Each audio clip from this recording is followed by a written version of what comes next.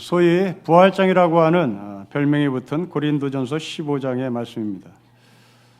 서로 묻고 답하고 묻고 답하는 식으로 고린도전서 15장을 구성하고 있는데, 우리는 이런 대화법을 삼파술이라고 얘기하죠. 소크라테스가 자기의 철학을 논할 때 이 삼파술을 이용한 처음 사람으로 알고 있습니다. 어떤 명제를 끌어내기 위해서 서로 질문하고 답하며 답을 내리는, 결론을 내리는 것을 삼파술이라고 말합니다. 당시 2000년 이 고린도 교회 안에서 사도 바울은 고린도 교회 교인들과 함께 부활이 무엇인지에 대해서 서로 묻고 답하며 결론을 내립니다. 여러분, 먼저 35절 말씀을 보시면 이 부활에 대한 질문을 합니다. 누가 묻기를 죽은 자들이 어떻게 다시 살아나며 어떠한 몸으로 오느냐라고 질문하죠. 우리는 이 35절의 질문자가 누구인지를 규명해야 될 것 같습니다. 과연 이 사람은 부활을 기다리는 사람인가? 아니면 부활을 부정하는 사람인가? 부활이 있다 하더라도 거부하고 싶은 사람인가? 아니면 제발 부활 좀 있었으면 좋겠다라고 생각하는 사람인가? 부활이 있기를 간절히 원하는 사람, 아마 그 사람은 지금 이 시간에 시간 가는 것이 아까운 사람일 겁니다. 늙는 것이 아까운 사람일 겁니다. 자기가 갖고 있는 돈을 다 쓰고도 못 죽는, 다 쓰고도 남는 그런 사람들은 시간 가는 게 아깝겠지요. 늙는 게 아까울 겁니다. 이들에게 부활은 굉장히 솔깃한 것이고 어떻게 하면 부활이 있겠느냐고 적극적으로 물을 겁니다. 반면에 이 세상 지긋지긋한 사람은 부활이 있다 한들 나는 싫어요. 그 지긋지긋한 세상을 다시 부활해서 산다는 것은 나에게 원치 않습니다. 그런 입장일 겁니다. 오늘 우리는 세월호 3주기를 맞이하는 날입니다. 그 부모님들에게 부활에 대한 이야기를, 그리고 그 사람들에게 목사가 부활에 대한 설교를 할 때 그들은 내 아들이 다시 부활해서 이 지긋지긋한 대한민국에서 또 다른 세월호의 경험을 한다면 나는 그 부활을 천금만금 주어라도 부정하고 싶겠지요.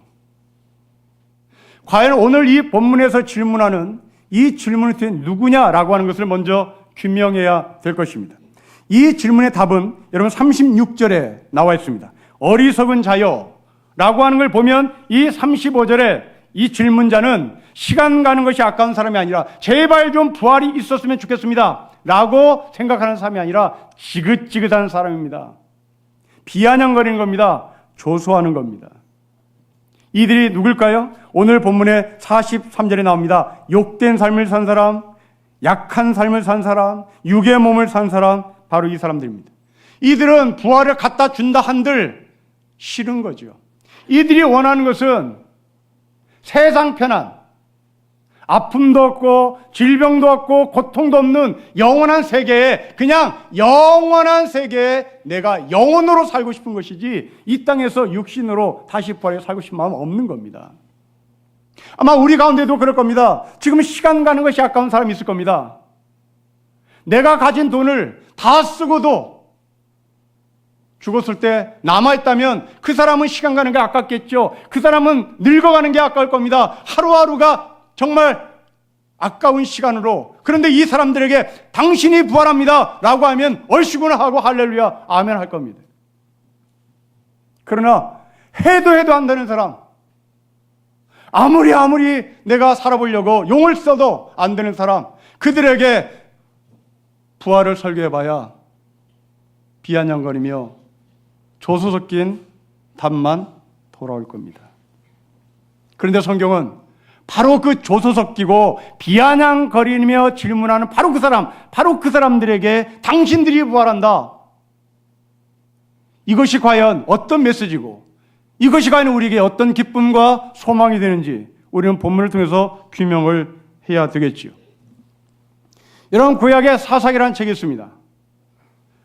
이스라엘이 굉장히 복잡한 상황에서 사사라는 강력한 리더십을 가진 지도자들이 나타나 이스라엘을 살린다는 내용입니다. 이 중에 여자 사사 드보라는 사람이 등장합니다. 이 드보라는 가장 강력한 가나안 땅 시스라라는 왕과 싸워서 승리한 사사입니다. 얼마나 이 사람이 위대했는지 사사기 4장과 5장에 2장에 걸쳐서 이 여성의 활약상을 기록하고 있습니다. 그만큼 이 드보라는 용감하고 이스라엘을 풍전등화에 있었던 그 나라를 멋지게 살렸다는 내용입니다. 그런데 이상한 점이 있습니다. 우리가 믿음의 전당 혹은 믿음장이라고 닉네임을 붙인 히브리서 11장에 이 드보라의 이름이 없습니다. 드보라의 자리가, 드보라의 이름에 들어갈 자리에 바락이라는 남자를 기록합니다. 이 바락은 굉장히 겁이 많은 쪼다였습니다. 드보라가 이 바락에게 당신 전쟁터에 나가서 시스라와 싸워라고 명령을 했는데 이 명령을 받던 이 바락이 벌벌 떨며 하는 말입니다. 드보라 사사, 당신이 함께하지만 나 못 가겠습니다. 이게 장군입니다. 이 장군인 바락이 드보라의 명령에 벌벌 떨며 못 가겠다고 얘기하자 할 수 없어. 이 드보라 여성이 바락 장군의 손을 붙잡고 전쟁터에 나갑니다. 믿음장이라고 부르는 히브리서 11장에 우리의 상식으로는 그렇다면 바락의 이름을 등록시켜서는 안 되고 이렇게 멋진 삶을 살았던 드보라를 등록시켜야 하는데 드보라를 등록시키지 않고 이 엉뚱한 겁쟁이 바락을 등록을 시킵니다. 왜 그럴까? 젠더 입장에서 보면 성경은 남성 중심의 사고구나. 그러니 이렇게 기를 쓰고 용을 쓰고 그리고 공로가 많은 여성을 제끼고 남성이라는 이유 하나만으로 이 별 볼 없는 바락을 집어넣는구나 하고 바라보는 것이 젠더의 입장이겠죠. 그러나 성경은 젠더 입장으로 보지 않습니다. 성경은 믿음의 눈으로 봐야 됩니다. 이 믿음의 눈으로 보면 이것이 어떤 의미로 다가올까? 우리가 생각하는 믿음, 그것은 영웅입니다. 성경이 생각하는 믿음, 쪼다 같은 삶을 산 사람에게도 그 믿음을 가질 수 있다는 말입니다. 우리가 바라보는 시각과 성경이 바라보는 시각은 이렇게 다릅니다. 우리는 믿음이 곧 영웅으로 일치합니다. 믿음은 꼭 강함으로 일치합니다. 믿음은 이 세계를 뒤집는 뭔가를 갖고 있는 사람으로 여겨집니다. 그러나 성경이 말하는 믿음은 이 바락 같은 존재, 이 쪼다, 장군임에도 불구하고 여자의 손을 붙잡고 전쟁터에 나가서 싸워야 하는 바로 그 바보 같은 남자도 이 믿음의 반열에 들어갈 수 있단 말입니다. 그러면 여자 드보라는 과연 용감한 사람이었을까? 성경은 꼭 그렇게 기록하는 것 같지는 않습니다. 왜냐하면 성경은 드보라를 용감한 사람이라고 말을 한 적이 없습니다. 대신 드보라를 소개할 때 그냥 드보라라고 말하지 않습니다. 이 드보라 앞에 수식어를 붙입니다. 그 수식어는 랍비돗의 아내입니다. 남편이 있습니다. 성경은 일부러 이 드보라의 남편 랍비돗이라는 이름을 붙입니다. 근데 이 랍비돗 어디 갔나? 이 사람 어디 구석에 처박혔나? 이놈 어디 갔나? 이게 성경이 우리에게 던지는 질문입니다. 오죽하면 여성이 도대체 이 드보라의 남편은 어디 가서 처박혀 있길래 힘없는 여성이 나섰을까? 결국 당시의 남자들 이렇게 별 볼 없으며 남자들이 별 볼 없으니 어쩔 수 없이 힘없는 여성이 나갔다는 메시지가 사사 드보라의 이야기입니다. 아마 우리나라를 보는 것 같습니다. 우리나라 지금 전쟁이 난다는 소문이 돌고 있습니다. 국방부는 아니라고 차단하고 있습니다. 이런 처지에서 아들을 군대에 보낸 우리나라 어머니들 보십시오. 그 어머니들이 한결 한 말입니다. 만일 우리나라에 전쟁이 나면 내 새끼 집으로 들여보내고 나는 내 새끼가 들고 있는 총을 들고 내가 대신 나가서 싸울 거야. 이게 우리나라 어머니들 하는 말입니다. 여러분, 이 말은 웃어야 될지 울어야 될지 요즘 젊은이들이 얘기하는 우픈 이야기입니다. 아마도 이 이야기에는 두 가지 의미가 포함됐을 겁니다. 내 아들을 사랑한다는 의미가 있을 것이고 또 동시에 내 아들은 너무나 유약해서 전쟁터에 나가 총을 못 쏴요. 그러니 내가 대신 싸울 거예요. 내가 대신 총 쏠 거예요. 그렇게 말하는 의미도 있을 겁니다. 드보라 시대가 그랬습니다. 남자들이 총 하나 쏘지 못했습니다. 오죽하면 여성이 들고 나가서 전쟁터에 나갔을 거예요. 거기에 또 하나의 인물이 나옵니다. 야엘이라는 여자입니다. 이 야엘이라는 여자가 시스라의 전쟁터에 나가서 바락 대신 이 시스라를 잡습니다. 무지무지 강한 가나안 왕 시스라를 잡고 목을 쳐버립니다. 여성이 합니다. 바락은 이 야엘이라는 여성이 죽인 시스라 시체를 겨우 거두는 역할을 합니다. 그런데 성경은 이 야엘도 그냥 야엘이라고 말하지 않습니다. 이 사람의 남편 이름을 기록합니다. 헤벨의 아내 야엘입니다. 이 남자 어디 갔냐? 이 말입니다. 이 남자 어느 구석에 처박혔냐? 어디에 머리 쳐박고 숨고 있느냐? 그런 메시지를 전달하는 것이죠. 드보라가 위대한 것이 아니라 남자들이 쪼다했기에 어쩔 수 없이 여자가 나섰다는 이야기입니다. 여자들을 보호할 남성들, 아들, 딸들을 보호할 아버지들이 전혀 힘을 쓰지 못할 때 연약한 여성이 들고 일어났다. 그렇다고 해서 이 여성들이 위대한 사람이 아니라 바보 같은, 바락 같은 존재가 믿음의 장에 들어가는 것이다. 성경은 여성이 위대하다는 말을 하고 싶은 것이 아니라 이렇게 힘없는 여성을 사용하시는 하나님이 위대하다는 것을 말하고 싶은 겁니다. 오늘 본문도 바로 그 점을 명확히 합니다. 왜 당시 사람들은 죽은 자가 다시 부활하는 것에 대해서 비아냥거리며 조소 섞인 질문을 했을까? 여러분, 우리는 알다시피 고린도라는 도시는 우상이 행했던 도시고 음란이 넘쳤던 도시입니다. 바울은 이 도시에 들어가 교회를 세우고 복음을 전합니다. 그 교회가 고린도 교회입니다. 이 고린도 교회 대부분의 구성원들을 우리는 추측할 수 있습니다. 음란하고 우상이 행행했던 고린도 도시에 살던 사람들이 예수의 복음을 듣고 하나님의 사람이 됐고 그들이 교회에 들어왔다는 겁니다. 그렇다면 이들의 구성원 대부분은 당시 창녀들이었습니다. 그 창녀가 예수를 믿고 하나님의 백성이 되어 일생을 살다가 죽었습니다. 바울이 장례식에서 설교를 합니다. 이 사람이 예수를 믿고 세상을 떠났기에 하나님은 이 사람을 반드시 부활시킬 것입니다. 그리고 부활합니다. 이런 설교를 합니다. 이때 그 장례식에 참여했던 주변의 친구들이 말합니다. 그런 소리 하지 마세요. 얘가 얼마나 지긋지긋한 삶을 살았는데요. 얘가 창녀의 삶을 사느라 얼마나 모진 삶을 살았는데요.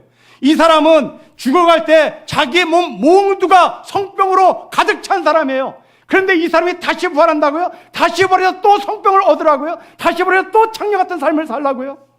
그런 소리 하지 마세요. 이 사람에게 위로의 설교를 하려면 하늘나라 가서 영원히 평안하게 평안한 영혼을 가지고 사세요. 육신을 제대로 갖지 마세요. 육신을 절대로 가지면 안 됩니다. 다시는 이 땅에 이런 모습으로 오면 안 됩니다. 그렇게 설교를 해야지 당신이 뭐라고 이 사람에게 육의 부활을 외치냐고 말했을 것입니다. 여러분, 그렇습니다.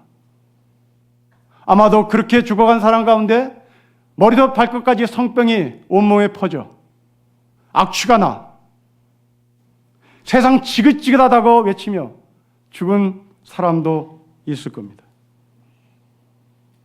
그 가운데 병원 한번 가보지 못하고 세상을 떠난 사람도 있을 겁니다.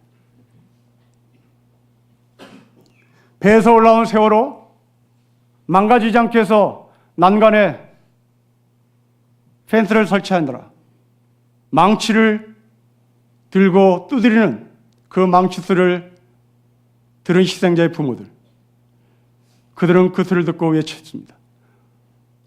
살려달라고. 살려달라고 외치는 내 아들의 목소리처럼 들린다. 땅땅땅땅 망치 소리가 나 좀 살려주세요 엄마, 나 좀 살려주세요 아빠 라고 외치는 바로 그 사람들, 바로 그 사람들에게 이 부활을 얘기할 때 과연 우리나라에 이런 부활이 그들에게 기쁨과 소망이 될 것인가라는 이 물음 앞에 우리는 뭐라고 답할 수가 없습니다. 왜냐하면 우리는 세월호와 같은 끔찍한 일이 20년 후에 또 한 번 일어날 수 있는 구조적인 모순을 갖고 있는 나라이기 때문에 그렇습니다. 이미 20년 전에 우리는 서해 앞바다에서 배가 침몰해 모든 사람이 죽었던 경험이 있습니다.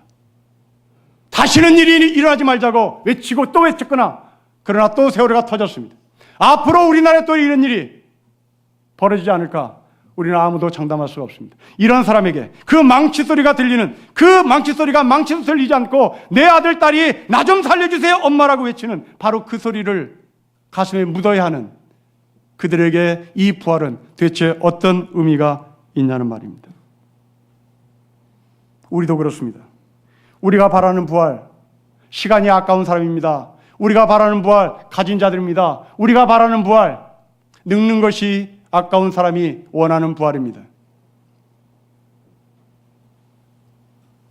그러나 바울은 욕된 삶을 산 사람에게 부활한답니다. 욕되게 죽은 세월호 아이들, 정말 부모 잘못 만나 세상 밖으로 끌려 나와서 어쩔 수 없이 몸을 팔아야 했던 창녀들, 온몸이 성병으로 퍼져 약도 써보지 못하고 죽은 욕된 삶을 산 사람, 바로 그들입니다. 그러나 오해하지 마십시오. 약자가 부활한단 말이 아닙니다. 여러분 오늘 본문을 다시 보십시오. 42절 44절까지의 말씀을 다시 분석해 보면 이들은 사회적 계층으로 볼 때 약자들입니다.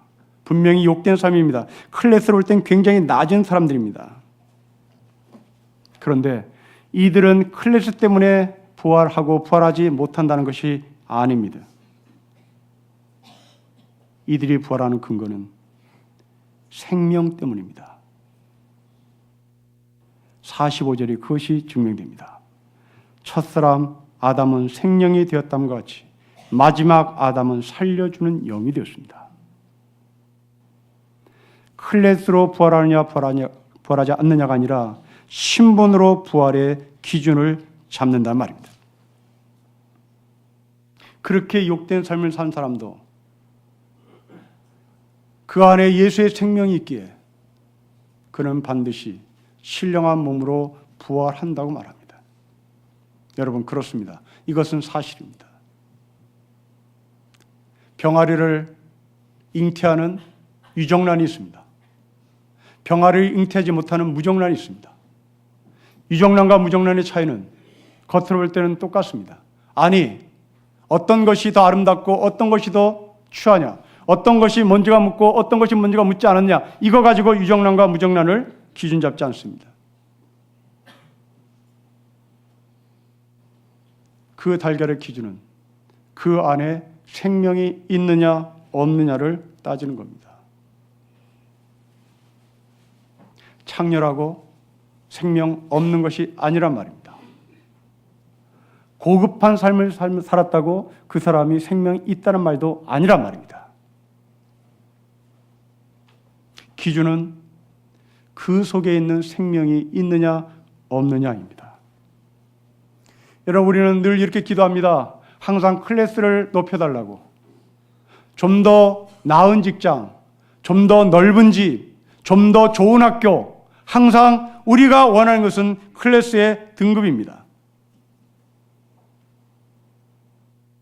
우리가 그렇게 기도하는 이유는 내가 누구인지 신분을 잃어버렸기 때문일지 모릅니다. 그 클래스가 나를 힘들게 만드는 겁니다.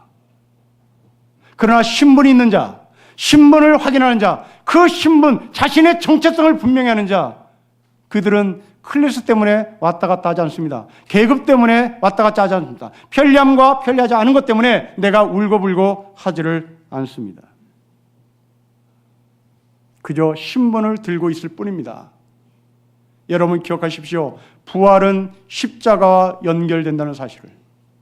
그 십자가는 그냥 죽음의 십자가 아니라 거기에 생명이 있다는 사실을. 그 생명이 그 부활을 낳는 겁니다. 강함의 부활이 아니라 약함으로서의 부활입니다. 그 약한 사람이 생명 없는 줄 알았습니다. 그 약한 사람은 무시해도 죽을 줄 알았습니다. 그 약한 사람은 제껴도 죽을 줄 알았습니다. 그런데 그 약함 속에 생명이 있기에 그 사람이 제낌을 당했음에도 불구하고 그들은 부활한다는 이야기입니다. 여러분, 우리 주변의 어머니들을 보십시오. 그 어머니들은 결혼하기 전에 당모가지를 칠 수 없었던 여성들이었습니다. 미끄러운 갈치를 만져본 적도 없었던 여성이었습니다. 그런데 이 어머니가 결혼한 후에 왜 당모가지를 그렇게 간단히 처리할까요? 왜 그렇게 미끄러운 갈치를 그냥 쓱쓱쓱쓱 처리를 할까요? 아가씨 때 쥐만 보면 사드락 쳤던 그 여성이 왜 엄마가 되면 쥐를 보고 발로 밟을까요? 담력 훈련을 해서 그럴까요? 헬스클럽에 다녀서 그럴까요? 아닙니다. 이 사람이 그렇게 당모가지를 간단하게 처리할 수 있는 것은 자기와 똑같이 생긴 자기 아들, 딸이 집에서 자기를 쳐다보기 때문입니다. 바로 생명입니다. 사랑입니다. 용감해서가 아닙니다. 힘없는 여성입니다. 당모가지를 치건 당모가지를 치지 않건 그것은 여성일 뿐입니다. 그런데 이 여성이 왜 이렇게 물불 안 가리고 당모가지를 칠까? 그 이유는 딱 한 가지입니다. 내 새끼입니다. 그 여성은 다른 집에 가서는 절대 당모가지 치지 않습니다. 그 여성은 다른 친구 집에 가서는 굉장히 고관척합니다. 어떻게 징그럽게, 어떻게 그 갈치를. 그러나 집에 오면 간단히 처리합니다. 내 새끼가 나를 쳐다보겠습니다. 나와 똑같이 생깁니다. 생명입니다. 바로 그 생명이 연약함을 강하게 만들고 그 생명이 우리를 부활로 인도하는 것입니다. 사랑하는 성도 여러분, 여러분들이 지금 기도의 제목이 모두가 다 상황을 바꿔달라고 기도할 것입니다. 그러나 기도를 다시 바꿔보십시오. 내가 누구인지, 내가 예수 믿기 전에 어떤 삶이 있는지, 그리고 내가 예수를 믿고 난 이후에 나는 어떠한 삶으로 바뀌었는지, 바로 그것은 내가 하나님의 아들이요 하나님의 딸이 되었다는 신분인 것을 확인하는 겁니다. 우리가 이 신분을 놓쳤을 때는 부활은 그만하시고요, 슬픔도 애통도 없는 하늘나라의 영혼으로 영원히 살게 해주세요. 그렇게 기도하는 것으로 끝날 겁니다. 바울은 이런 사람들에게 말합니다. 아니다. 너희가 욕된 삶을 사는 사람이라고 해서 너희 속에 생명 없는 것이 아니다. 너희가 약자로 산다고 해서 너희 속에 생명 없는 사람이 아니다. 너희는 생명 있게 반드시 부활한다. 상황을 보기보다 내가 누구인지를 보라는 바울의 메시지입니다. 저도 이 바울에 빗대서 여러분들에게 권면드립니다. 여러분들은 뭐라고 해도 하나님의 위대한 아들, 딸이고 하나님의 자녀입니다. 여러분들의 삶은 아들 예수가 성육신한 것처럼 여러분도 하나님의 형상을 가진 거룩한 사람입니다. 그렇다면 내 아들이 눈물 골짜기를 눈물 흘리며 가는 것처럼 여러분도 눈물 골짜기로 걸어갈 수 있다면, 아니 눈물 골짜기를 내가 걸어간다면 여러분들은 분명히 하늘의 신분을 가진 사람답게 살고 있는 것입니다. 아빠는 자식을 책임져야 할 의무가 있습니다. 하나님은 우리에게 아버지가 되십니다. 그 아버지가 우리에게 말합니다. 나는 너에 대해서 책임을 질 것이다. 아니, 보호할 책임이 내게 있다. 그러니 너는 아무것도 염려하지 말고 오직 기도와 간구로 하나님 앞에 감사함으로 아뢰라고 말씀하십니다. 여러분의 현실이 부활을 왔다 갔다 하는 것이 아니라 여러분의 안에 있는 예수의 생명이 우리를 부활로 연결시키기에 우리는 이 땅에서 염려하지 아니하고 감사함으로 하나님 앞에 간구하고 기도할 수 있는 것입니다. 이 기도가 여러분 삶 가운데 하나님의 응답으로 이루어지기를 주의 이름으로 축복합니다. 기도하겠습니다. 하나님 아버지, 비아냥거리는 이 부활의 질문 앞에 바로 그 사람이 부활한다는 사실을 알려주심에 감사하고, 이제 내 안에 계신 예수의 생명 때문에 우리의 삶이 연약하든 강하든 상관없이 부활한다는 이 신분의 정체성을 놓치지 않고 부활의 소망과 기쁨으로 살게 하여 주십시오. 주 예수 그리스도의 이름으로 기도합니다. 아멘.